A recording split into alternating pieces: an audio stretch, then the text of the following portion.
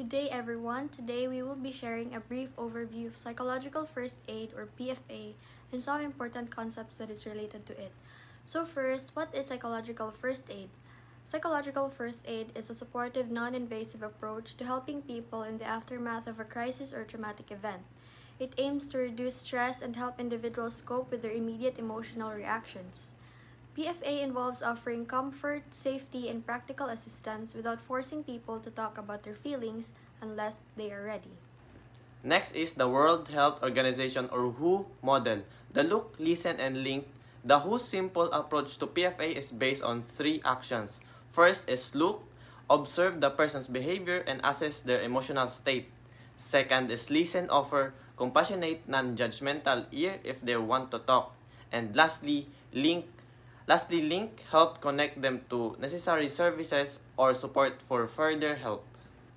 Next is Hopeful's 5 essential elements of immediate and mid-term mass trauma intervention.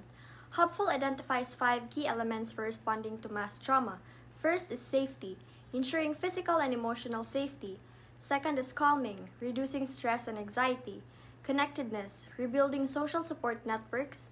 Self-efficacy, encouraging personal empowerment and decision-making. And lastly, hope, fostering hope for recovery and the future. Now we have the basic do's and don'ts of PFA.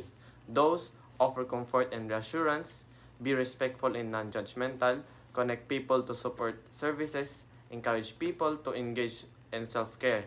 Don'ts: avoid pushing people to talk if they're not ready.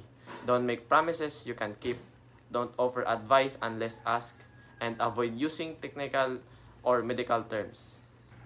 So now we will show you a short role play about how a PFA provider provides help to a survivor. Hi, mayong hapon. Ako din si Julian. Usa ko ka PFA provider nga muhatag og suporta sa mga naapektuhan sa baha karon. Pwede ra mo tapad og lingkod nimo? Good lang.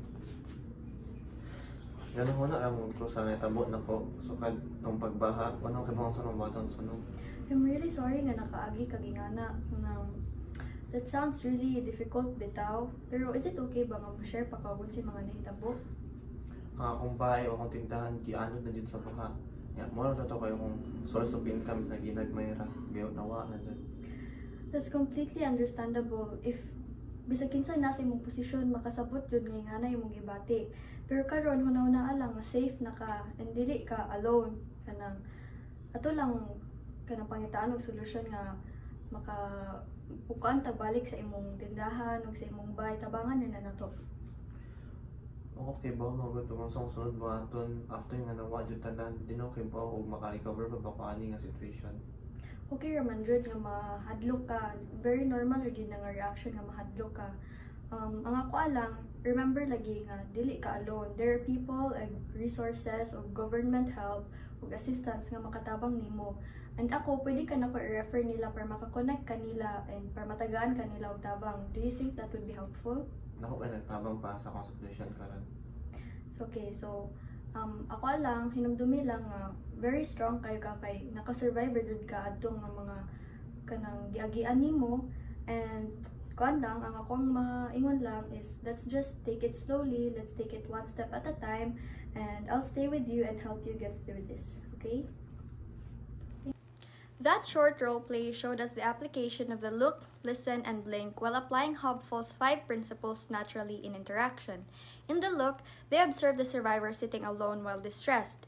In listen, listened without judgment and allowed emotional expression.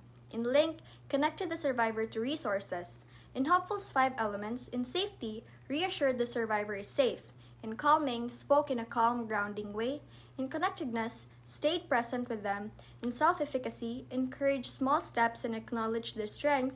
And in hope, offered practical support in a path forward.